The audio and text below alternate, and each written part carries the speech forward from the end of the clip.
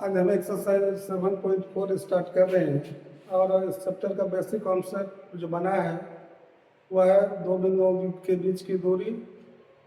दूसरा होगा विभाजन बिंदु का निर्देशांक निकाला जो जाता है और उसके कोऑर्डिनेट से तुलना किया जाएगा। ठीक है, फिर पुनः त्रिभुज का क्षेत्रफल अगर दिया हुआ है तो उसके मान से क्या करना है, कंपेयर कर देना है। ठीक है, आइए सबसे पहले हम इस चैप्टर में टोटल क्वेश्चन 1 से लेकर 8 तक है। आज हम 1 से लेकर 4 तक के क्वेश्चन को सॉल्व करेंगे। ठीक है, आइए सबसे पहले पहला सवाल पर ध्यान दीजिए कि बिंदुओं ए कोऑर्डिनेट 2-2 बी कोऑर्डिनेट 3-7 को जोड़ने वाले रेखाखंड को एक दो चर वाले रैखिक समीकरण 2x + y - 4 = 0 जिस अनुपात में विभाजित करती है उसे ज्ञात करेंगे। अर्थात यहाँ पर अनुपात ज्ञात करना है। ठीक है, अनुपात ज्ञात करने का मतलब होता है कि आप विभाजन बिंदु के कोऑर्डिनेट से, ठीक है, विभाजन बिंदु के कोऑर्डिनेट से क्या करेंगे, कंपेयर करेंगे। ठीक है, तो देखिए यहाँ कंपेयर क्या होगा कि दो चर वाले रैखिक समीकरण, इसको आप समझ लीजिए। दो चर वाला एक रैखिक समीकरण अगर दिया हुआ है, इसका ज्यामितीय निरूपण या ग्राफीय निरूपण क्या होता है, एक सरल रेखा। ठीक है, तो ए बी जो रेखाखंड बनेगा उसको यही रेखा जो है 2x + y - 4 = 0 का एक रेखा, सरल रेखा, उसको विभाजित करेगा। ठीक है, आइए सबसे पहले हम इसको फिगर से समझाते हैं कि ये क्या कह रहा है। ठीक है, मान लीजिए कि ये एक रेखा खंड है जिसमें ए का कोऑर्डिनेट दिया गया है 2-2 2 है और बी का कोऑर्डिनेट है, इस बिंदु बी का कोऑर्डिनेट है 3 और 7 दिया हुआ है।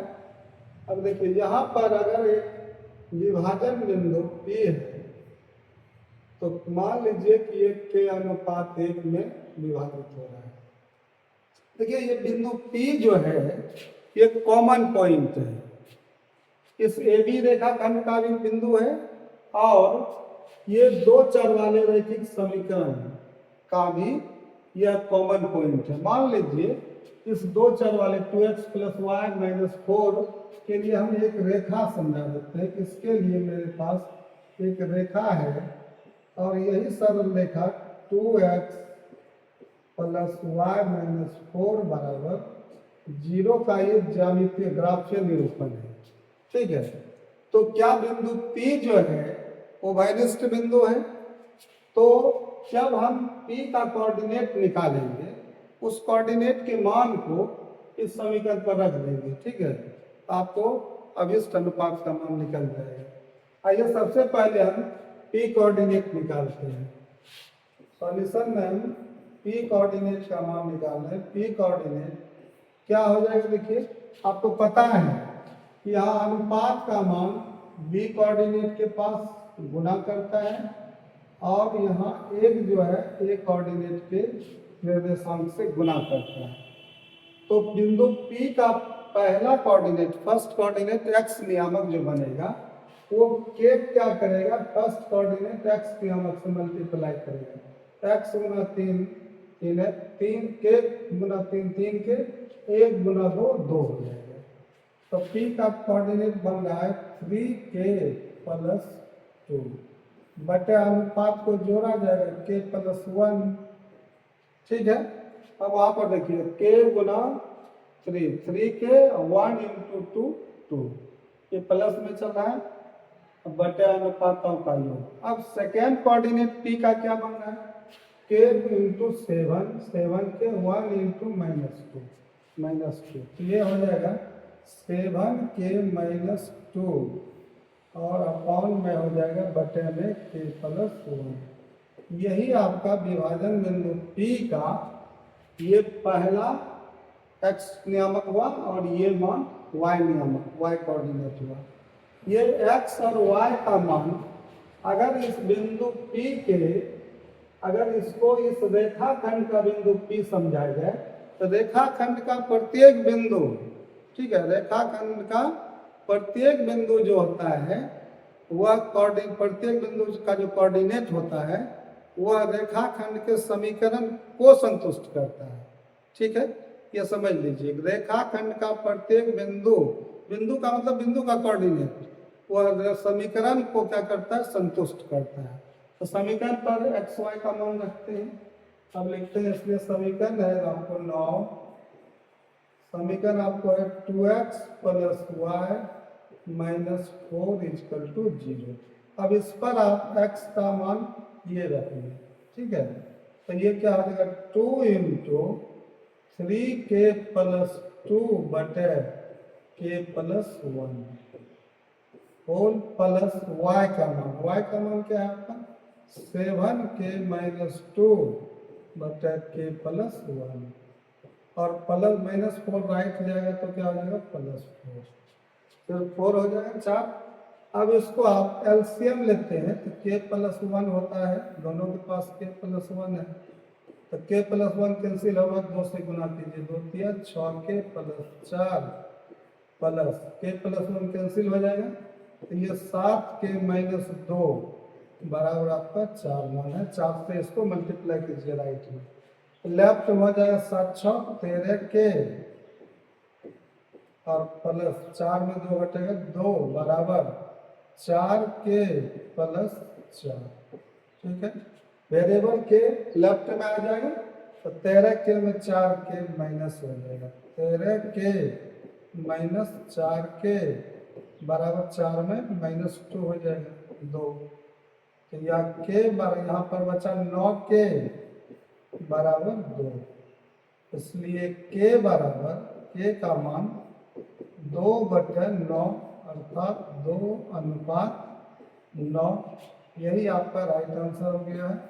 तो अभिष्ट अनुपात पूछा था तो कितना निकल गया आपका 2 अनुपात 9। ठीक है, इसमें कुछ नहीं है, ये थोड़ा सा टाइप अलग है। हुआ क्या है कि विभाजन बिंदु का कोऑर्डिनेट तो मैंने बताया था कि निकालना ही है हर हाल में। विभाजन बिंदु के कोऑर्डिनेट को समीकरण क्या करता है, चूंकि समीकरण का भी कॉमन पॉइंट एक क्या है P है, तो रेखाखंड का जब ये समीकरण है तो समीकरण को यह विभाजन बिंदु P का कोऑर्डिनेट क्या करेगा, संतुष्ट करेगा, मतलब उसके मान पर रखा जाएगा एक्स वाई का मान। क्लियर? चलो अगला सवाल है क्वेश्चन नंबर 2, एक्स और वाई में एक संबंध ज्ञात करना है और बिंदु क्या दिया गया, संरेखीय है। आपको पता होगा जब बिंदु संरेखीय होते हैं तो त्रिभुज का जो क्षेत्रफल होता है वो 0 होता है, एरिया ऑफ एबीसी क्या हो जाएगा 0 हो जाएगा। आइए सबसे पहले इस बिंदु को हम लेट कर लेते हैं, मान लेते हैं कि एबीसी है बिंदु, ठीक है, इसका सॉल्यूशन हो जाएगा, let A coordinate X Y, B coordinate है आपका 1 2 और सी कोऑर्डिनेट है 7 0। यहाँ पर चूंकि दिया गया है बिंदु ए कॉमा बी तथा सी संरेखीय हैं, इसलिए रिजल्ट क्या आएगा, एरिया ऑफ त्रिभुज एबीसी बराबर 0। अब एरिया का मान जो निकाला जाता है वो तो आपको पता है, नहीं पता चल रहा है तो आप पिछले वीडियो में जाइए या यहाँ पर समझ लीजिए क्या होता है। हाफ मॉड क्या होता है, पहला x1 x2 x3 कोऑर्डिनेट को पहले उठा लीजिए, ठीक है, क्या आ जाएगा x इंटू खाली स्थान प्लस 1 इंटू खाली स्थान में रख रहा हूँ और प्लस 7 इंटू खाली स्थान, और इस खाली स्थान में क्या करना है, y कोऑर्डिनेट को भरना है। तो y कोऑर्डिनेट क्या होता है, तो यहाँ देखिए, यहाँ y2 से y3 की ओर आता है, तो क्या आ जाएगा 2 माइनस 0, सूत्र का माइनस होता है। अब यहाँ फिर नीचे से कहाँ चला जाएगा, ऊपर है ना, तो 0 माइनस y हो जाएगा। फिर ऊपर से कहाँ चलाएगा, ये बीच में जहाँ से स्टार्ट हुआ था y2 से ना, तो y-2 यहाँ हो जाएगा y-2, यही खाली स्थान भरा जाता है। ठीक है, अब ये क्या होगा कि इसको हम कैलकुलेशन करते हैं, हाफ मॉड तब तक लिखते हैं जब तक कि मॉड के अंदर का टोटल कैलकुलेशन नहीं हो जाता है। तो यहाँ पर x into 2x, 1 into minus y, तो माइनस वाई हो जाएगा। उसके बाद यहाँ वेरिएबल कांस्टेंट अलग अलग है, अलग अलग दोनों को गुना कीजिए, प्लस क्या हो जाएगा 7y माइनस 7 इंटू 2 14 मॉड बराबर 0। अब देखिए यहाँ से हाफ को हम छोड़ देते हैं क्योंकि बटा 2 राइट जाएगा, 0 से गुना होकर के 0 हो जाएगा। और मॉड के अंदर वेरिएबल है, वेरिएबल में क्या होगा, कोई चिन्ह चेंज नहीं होगा। तो क्या निकल रहा है आपका 2x प्लस यहाँ 7y घटेगा तो क्या बचेगा 6y और माइनस 14 माइनस 14 बराबर 0। इसमें 2 कॉमन ले लेना है। ठीक है, क्या बचेगा x plus 3y minus 7 equal to 0। जो कॉमन है वो राइट 0 होने पर कैंसिल हो जाएगा, 0 टू 0। इसलिए मेरे पास x plus 3y minus 7 equal to 0, यही आपका एक्स वाई में संबंध निकला है। ठीक है, यही आपका आंसर हो जाएगा। आपको पता है कि एक्स वाई में संबंध जब भी पूछा जाता है, मैंने बता दिया है कि एक्स वाई में संबंध पूछा जाएगा तो इसका आंसर 2 चर वाले रैखिक समीकरण, एक रैखिक समीकरण प्राप्त होगा। इसमें घबराना नहीं है आपको। ठीक है, तो यहाँ पर एक्स वाई में संबंध निकल गया। देखिए इसमें क्या होता है, अगर आप एक अन्य रूल को फॉलो करते हैं, हम एक दूसरा रूल बताते हैं, रूल 2, एक दूसरा नियम बताते हैं कि जिससे आपको एक्स वाई में संबंध, देखिए ये सवाल रूल 2 कब फॉलो करना है कि जब 3 बिंदुएं संरेखी दिया हुआ है। ठीक है, तो होता क्या है इसमें, अगर मेरे पास एक बिंदु ए है और दूसरा बिंदु बी है और इसी के संरेख में एक तीसरा बिंदु सी है, एक तीसरा बिंदु क्या है आगे सी है, तो तीनों बिंदु क्या हो गया संरेखी। तो कोऑर्डिनेट क्या है इसका एक्स वाई, बी बिंदु का कोऑर्डिनेट है 1 और 2 और सी बिंदु का कोऑर्डिनेट है 7 0। ठीक है, तो संरेखी होने में क्या होता है कि स्लोप बराबर होता है। ठीक है, संरेखी होने पर स्लोप, स्लोप का मतलब होता है ढाल।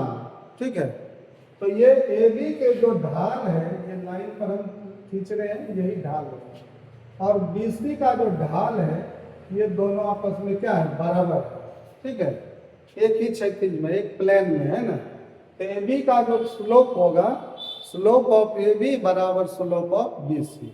अब सवाल उठता है कि आप स्लोप का सूत्र नहीं जान रहे। ठीक है, स्लोप का जो सूत्र होता है देख लीजिए, यहाँ पर हम मान लेते हैं कि ए कोऑर्डिनेट, एक बिंदु ए है, कोऑर्डिनेट x1 और y1 है, और बी बिंदु का कोऑर्डिनेट जो है वो आपका स्टैंडर्ड कोऑर्डिनेट x2 और y2। ठीक है, अब इसमें क्या करना है, स्लोप निकालना है ना। स्लोप ऑफ ए बी की ढाल बराबर, इसका सूत्र क्या होगा, यहाँ देखिए हम लिख देते हैं, इसी आधार पर उसका मान निकाला जाएगा। ठीक है, स्लोप ऑफ ए बी बराबर y2 माइनस y1, इसको याद रख लीजिएगा, y2 माइनस y1 बटे x2 minus x1, x2 minus x1। इसी फॉर्मूला से हम दोनों का स्लोप बराबर करेंगे, स्लोप ऑफ ए बी बराबर स्लोप ऑफ बी सी।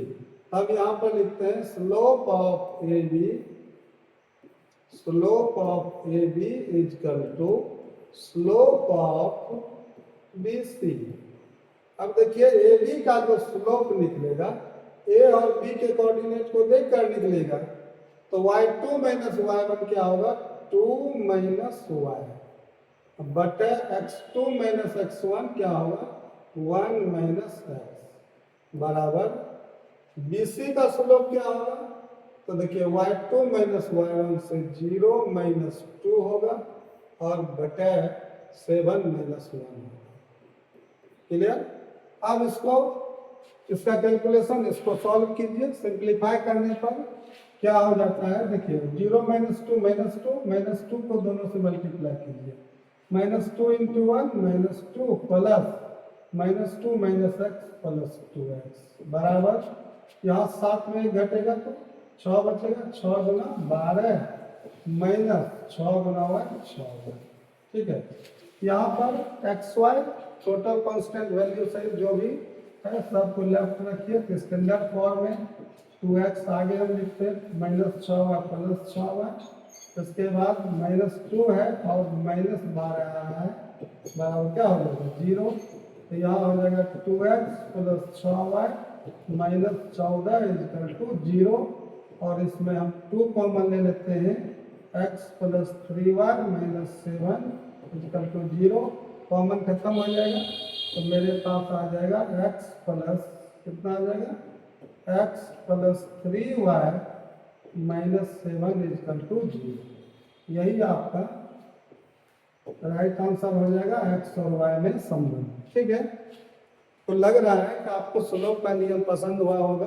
ठीक है ना, आप इस नियम से भी 3 बिंदु संरेखित दिए रहने पर एक्स वाई में संबंध ज्ञात कर सकते हैं। देखिए होता क्या है, 3 बिंदुओं के संरेखित दिए रहने से अगर यहाँ पर एक्स और वाई दोनों कोऑर्डिनेट एब्सेंट रहेगा तो संबंध निकलेगा। ठीक है, अगर यहाँ पर कोई एक वेरिएबल अगर एब्सेंट रहेगा तो उसी का मान अज्ञात चर का मान पूछा जाएगा। ठीक है, तो स्लोप से भी निकाल सकते हैं, एरिया के मान को 0 से कंपेयर करके भी निकाल सकते हो।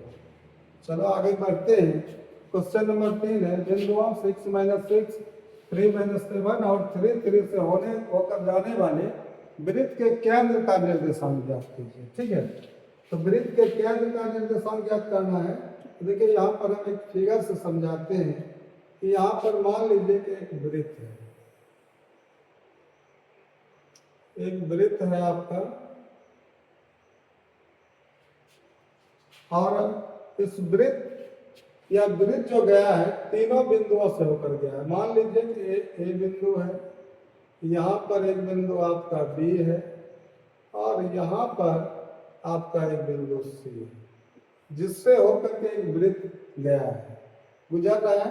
ए कोऑर्डिनेट को हम लीव कर लिए 6 - 6। ठीक है, बी कोऑर्डिनेट है 3 - 7, 3 और -7। ठीक है, और सी कोऑर्डिनेट है 3 3। अब यहाँ पर क्या है, अगर यहाँ पर P बिंदु है जो केंद्र है, तो P से A की जो दूरी होगी, P से जो B की दूरी होगी, P से जो C की दूरी होगी, क्या ये बराबर होगा कि नहीं। तो मान लीजिए P का कोऑर्डिनेट क्या है, XY, यही वृत्त का केंद्र है। तो यहाँ पर निकलेगा कैसे, तो देखिए यहाँ पर क्या चल रहा है, AP बराबर BP बराबर CP, तीनों क्या है, त्रिज्या है। यहाँ पर हम क्या कर रहे हैं कि सॉल्यूशन में इसी तीनों त्रिज्या के मान को बराबर कर देते हैं। क्या लिखा जाएगा, AP बराबर BP बराबर CP, क्योंकि ये तीनों जो है वो किसके बराबर है, R के बराबर है। ठीक है, अब यहाँ पर अगर हम AP BP CP की तुलना जब हम करेंगे तो क्या होता है, दूरी सूत्र चल रहा है यहाँ, AP का मतलब A से P के बीच की दूरी होगा, तो दूरी सूत्र क्या होगा, रूट लेगा, हम स्क्वायर कर देंगे तो दूरी सूत्र तो आएगा लेकिन उसमें रूट नहीं रहेगा। ठीक है, तो AP को हम क्या लिखते हैं, AP स्क्वायर बराबर BP स्क्वायर बराबर CP स्क्वायर। अब AP का जो मान है, देखिए AP में दूरी सूत्र लगाइए, यहाँ देखिए AP, ठीक है, तो AP में दूरी सूत्र लगेगा तो x - 6 का होल स्क्वायर और y -6 क्या हो जाएगा, +6। तो देखिए यहाँ मान क्या आ रहा है, x - 6 का होल स्क्वायर प्लस y + 6 का होल स्क्वायर, ये AP स्क्वायर का मान हुआ और इसमें रूट नहीं लगेगा। ठीक है, अब BP को देखिए, BP में क्या होगा, तो B और P बिंदु का कोऑर्डिनेट देखिए, x - 3 क्या हो जाएगा, x - 3 का whole square plus y minus minus 7 है तो क्या हो जाएगा y प्लस 7 का होल स्क्वायर बराबर सीपी स्क्वायर। सीपी को देखिए दूसरे सूत्र के लिए सीपी तो क्या होगा x माइनस 3 और y माइनस 3 का होल स्क्वायर, दोनों का हो जाएगा x माइनस 3 का whole square plus y minus 3 का होल स्क्वायर। ठीक है, अब ये तीनों पार्ट जो है ये आपस में बराबर है, तो इसमें समझने वाली बात क्या है, कैलकुलेशन आसान कैसे होगा। आप किसी को भी किसी के बराबर कंपेयर ले सकते हैं, लेकिन यहाँ देखिए अगर ऐसा कंपैरिजन लिया जाए जिससे आसान हो जाए सवाल, तो इसके लिए इस मान को देखिए। अगर हम बी पी स्क्वायर बराबर सी पी स्क्वायर लेते हैं तो इसके मान को आप देखिए तो यहाँ से x माइनस 3 का होल स्क्वायर है और यहाँ भी x माइनस 3 का होल स्क्वायर है, तो बराबर मान है, तो जब कंपेयर में आएगा दोनों बराबर होगा तो ये दोनों कैंसिल हो जाएगा, एक ही वेरिएबल y बचेगा, इसका मतलब y का मान वास्तविक मान निकल सकता है। इसको पहले स्टेप में कंपेयर कर लेते, ठीक है। तो यहाँ पर हम सबसे पहले इसको कंपेयर कर लेते हैं। ये क्या लिखा जाएगा x माइनस 3 का whole square plus y plus 7 का होल स्क्वायर बराबर x माइनस 3 का whole square plus y minus 3 का होल स्क्वायर। अब इसको आप क्या करते हैं, इसको आप कैंसिल समझ लीजिए, ठीक है। तो बच क्या रहा है आपको y प्लस 7 का होल स्क्वायर बराबर y माइनस 3 का होल स्क्वायर, ठीक है। अब इसमें इसको सिंप्लीफाई कीजिए, सरल करते हैं तो a प्लस बी का होल स्क्वायर से क्या हो जाएगा वाई स्क्वायर प्लस 2ab से 7 दूना 14y प्लस 17 49, राइट में हो जाएगा वाई स्क्वायर 2ab से माइनस 2ab होगा 3 दूना 6y प्लस 3 तिया 9। अब वाई स्क्वायर है वाई स्क्वायर कैंसिल हो जाएगा, 6y लेफ्ट आएगा 14y और प्लस 6y हो जाएगा और राइट होगा 9 माइनस 49। अब ये 14 24y होगा बराबर माइनस 40, 20 गुना 40 कैंसिल कीजिए, इसलिए y बराबर माइनस 2, ये आपका y का मान निकल गया वास्तविक मान। देखिए यहाँ पर आसान हो गया, y का क्लियर मान निकल गया। अब हम ए पी स्क्वायर का जो ये मान दिख रहा है, ठीक है, इस मान को किसी से भी कंपेयर कर सकते हैं, बी पी स्क्वायर से या सी पी स्क्वायर के मान से, किसी से करना है कोई दिक्कत नहीं है, लेकिन वहाँ पर y का मान क्या रख देना है -2, ठीक है। तो आइए ए पी स्क्वायर और बी पी स्क्वायर को कंपेयर कर लेते हैं, ठीक है। तो यहाँ पर अगेन अब किसको कंपेयर करना है देख लीजिए, कौन सा मान है x माइनस 6 का होल स्क्वायर, x माइनस 6 का whole square plus y plus 6 का होल स्क्वायर, y प्लस 6 का होल स्क्वायर बराबर क्या हो रहा है x माइनस 3 का होल स्क्वायर, x माइनस 3 का whole square plus y plus 7 का होल स्क्वायर। अब इसमें y का मान कितना रख देना है -2, ठीक है।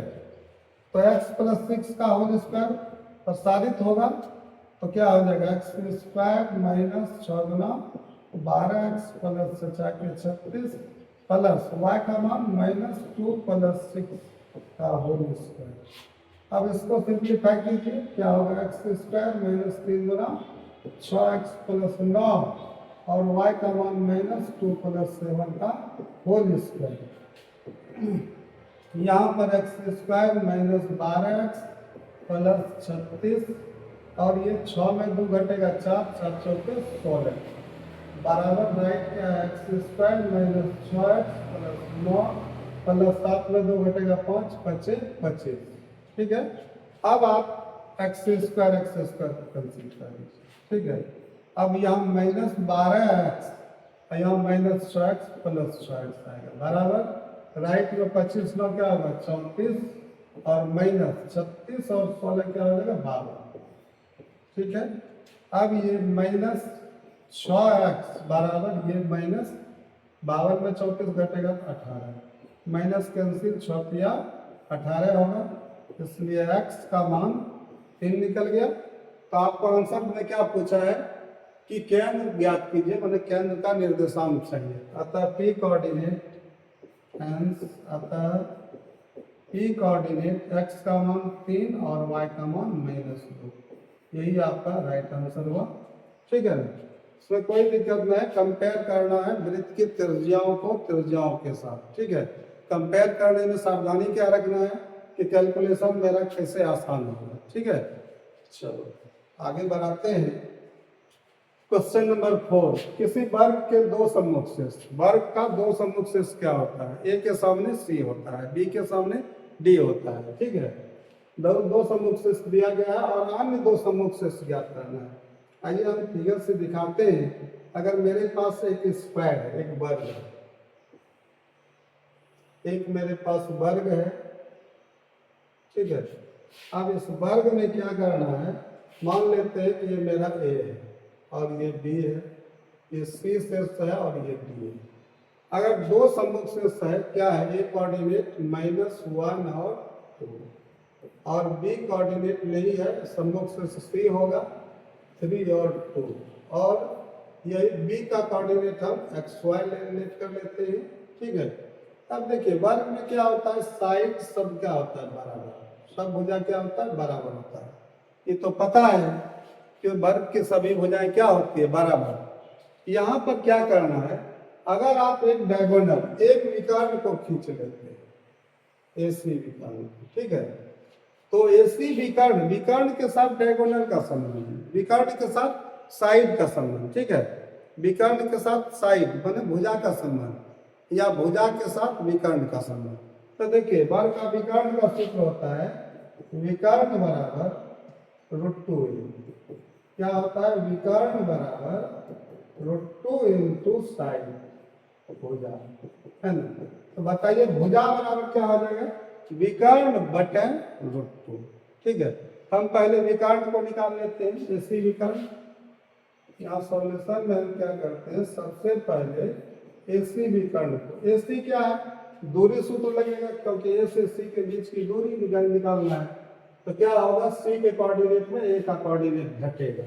अंडर रूट क्या होगा बताइए, 3 -1 है तो क्या होगा, +1, और प्लस सेकेंड में क्या होगा, 2 -2 का होल स्क्वायर। देखिए इसका कैलकुलेशन आसान है, 3 + 1 4, 4 स्क्वायर 16, 16 का वर्गमूल 4, 2 - 2 0 होकर खत्म हो जाएगा। ठीक है, तो ये हो जाएगा अंडर रूट का हो जाएगा 16 और इसका 4 यूनिट, 4 मात्रक हो गया। ठीक है, ये आपका विकर्ण निकला। अगर विकर्ण इतना निकल रहा है तो साइड कितना निकलेगा, साइड बराबर क्या होगा, भुजा बराबर विकर्ण बटा √2। ठीक है, तो हम यहाँ भुजा को लिखते हैं कि क्या AB भुजा बराबर BC भुजा है, और दोनों जो होता है विकर्ण बटा √2 के बराबर। तो विकर्ण कितना आपका 4 बटा √2 के बराबर होगा। कैंसिल कीजिए, √2 √2 2 × 2 4, तो ये मान निकल गया 2√2। ठीक है, अब जब साइड से कंपेयर होगा तो इसका मतलब साइड का जो सूत्र होगा, भुजा का सूत्र जो होगा, AB का सूत्र दूरी सूत्र लेगा तो रूट में जाएगा। तो रूट से बचने के लिए हम इसको वर्ग कर देते हैं। तो ये क्या हो जाएगा, AB² बराबर BC²। जब स्क्वायर कर रहे हैं तो यहाँ भी स्क्वायर होगा, तो ये हो जाएगा 2√2 का होल स्क्वायर बराबर 2 × 4, स्क्वायर रूट कैंसिल होगा, 2 बचेगा, 4 × 8 हो जाएगा। ठीक है ना। अब यहाँ AB² बराबर अगर हम 8 कंपेयर लेते हैं तो नीचे लिखता है AB² = 8। अब AB का मान जो है, दूरी सूत्र लगाना है AB में। AB को देखिए यहाँ पर क्या है, x -1, तो क्या होगा +1, x + 1 का होल स्क्वायर प्लस दूसरा क्या हो जाएगा, y - 2 का होल स्क्वायर, y - 2 का होल स्क्वायर बराबर 8। कंपेयर ले रहा है 8 से। ठीक है, अब इसका सिंप्लीफिकेशन हल कीजिए, क्या हो जाएगा, तो ये x² प्लस 2AB से 2x प्लस B² से 1, और ये हो जाएगा y² -2AB से 2 × 4y प्लस 2 दूना 4 बराबर 8। ठीक है, अब यहाँ से x square plus y square plus 2x और माइनस 4y और 4 एक 5 कॉन्स्टेंट वैल्यू संख्या मान 4 एक 5 राइट जाएगा तो 8 में 5 घटेगा तो 3। क्या हम 3 लिख सकते हैं? चलो ठीक है, इसको हम समीकरण 1 दे देते हैं। अब हम BC स्क्वायर को 8 से कंपेयर कर देते हैं। ठीक है, अगेन पुनः BC स्क्वायर बराबर 8। अब BC में दूरी सूत्र लगेगा तो देख लीजिए BC में क्या होगा दूरी सूत्र से, x माइनस 3 और y माइनस 2 का होल स्क्वायर, यही होगा x माइनस 3 का whole square plus y minus 2 का होल स्क्वायर बराबर 8। ठीक चल रहा है, x माइनस 3 का होल स्क्वायर y माइनस 2 का होल स्क्वायर। ठीक है, अब इसको हल कीजिए, क्या हो जाता है एक्स स्क्वायर माइनस 2ab से 3 गुना 6x प्लस 9 और ये होगा वाई स्क्वायर माइनस 2ab से 2 गुना 4y प्लस b स्क्वायर से 2 गुना 4 बराबर 8। ठीक है, अब यहाँ पर क्या होगा आगे x square plus y square minus 6x minus 4y बराबर 8। इधर हो गया लेफ्ट में 9 जोड़ 4 13, 8 माइनस 13 क्या हो जाएगा माइनस 5। क्या हम माइनस 5 लिख सकते हैं ना? चलो ठीक है, लिख सकते हैं 8 माइनस 13 माइनस 5, समीकरण 2 हो गया। अब समीकरण 1 में समीकरण 2 को घटाने पर, क्योंकि यहाँ एक्स स्क्वायर वाई स्क्वायर सबका चिन्ह सेम है, इसको घटाएंगे चिन्ह बदलेगा तो ये कैंसिल हो जाएगा। ठीक है, अब हम क्या करते हैं समीकरण 1 में समीकरण 2 को घटाने पर, अब समीकरण 1 में क्या चल रहा है आपका, यहाँ पर x square plus y square plus 2x, x square plus y square plus 2x minus 4y equal to 3। समीकरण 2 क्या चल रहा है x square plus y square, x square plus y square और माइनस 6x और minus 4y equal to minus 5 चल रहा है। तो घटाने पर क्या होगा, नीचे का चिन्ह बदल जाएगा, ये प्लस हो जाएगा, माइनस है तो प्लस, प्लस है तो माइनस, प्लस है तो माइनस, यहाँ छिपा हुआ plus, x square cancel, y square cancel और वाई कैंसिल, ये बच जाएगा 6 2 8x बराबर ये 5 3 8, यहाँ से x 8 8 कैंसिल होगा 1, इसलिए x बराबर 1 निकल गया। ठीक है, x का मान 1 निकल गया। x का मान समीकरण 1 में रखना है और समीकरण 2 में किसी में रखिएगा तो y का मान निकल जाएगा। देखिए समीकरण 1 में x का मान रखने पर,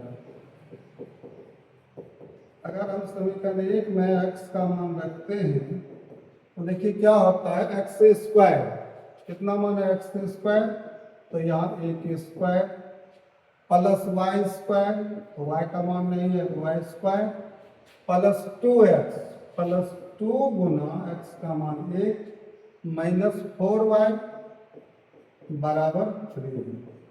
अब यहाँ पर देखिए 1 स्क्वायर 1, 2 गुना 1 2, 2 1 3 राइट जाएगा, 3 घटाओ 3 0 होगा, लेफ्ट में क्या बचा वाई स्क्वायर माइनस 4y बराबर 3 माइनस 3।